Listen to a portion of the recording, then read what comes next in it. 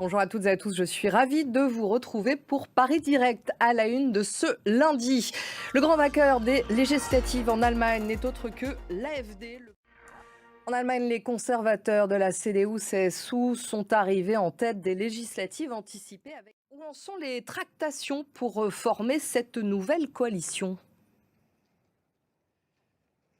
En réalité, les tractations ont commencé avant même que les résultats définitifs ne soient connus.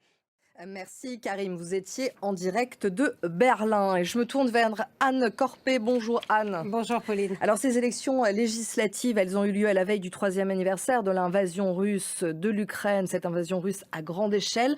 Comment le futur chancelier se positionne-t-il par rapport à ce conflit? Friedrich Merz a toujours été très clair comme soutien à l'Ukraine.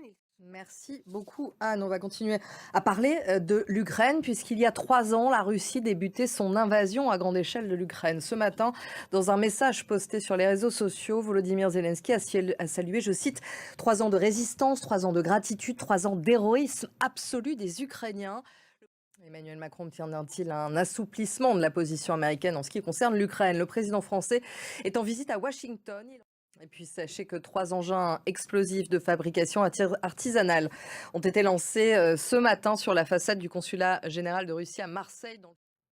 Le pape François est toujours dans un état critique. Il est hospitalisé depuis maintenant 10 jours pour une double pneumonie. Voilà pour l'essentiel de l'actualité dans Paris Direct.